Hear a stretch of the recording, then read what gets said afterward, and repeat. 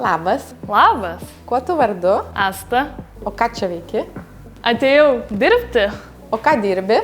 Atsinaujinančios energetikos procesų grupės vadovė. O galima tau užduoti daugiau klausimų? Žinoma, kasdien sulaukiu iš kolegų daug klausimų. O ar sulauki tokio klausimo, ką šiandien valgai pusryčiams? Būna. Šiandien karšti sumuštiniai. O kiek laiko išbūtum be elektros? Įdomus klausimas energetikos įstaigoje, nei dienos. O koks mėgstamiausias dalykas buvo mokykloje? Matematika ir fizika, bet labiausiai mėgau ir tapyti. Ne ant sienų, ant drobės. Tai gal galim keliauti apsižiūrėti, ką tu dar veiki? Žinoma, galime keliauti prie Saulės elektrinių parko. O ką studijavai? Energetikos inžinerija. O vasara ar žiema? Žiema, nes mano gimtadienis. O kodėl verta dirbti energetikos sektoriuje? Nes energetika tai nėra tik tai elektros laidai ir kabeliai, kaip dauguma įsivaizduoja. Tai yra ir duomenų analitika, ir programavimas, ir robotizavimas, ir automatizavimas.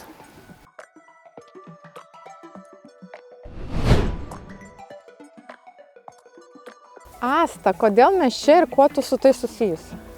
Iš tiesų, aš kiekvieną dieną automatizuoju, robotizuoju daugelį atsinaujinančios energetikos procesų. Vienas iš jų – Saulės parkų statyba, kad nutolę gaminantys vartotojai galėtų kuo greičiau turėti Saulės elektrinės. Labai tu čia rimtai, pasakyk kokį nors juokelį susijusią su energetika. Ko grįžę namie mes nenorime jausti energetikai, tai įtampos. O kokie tavo kolegos?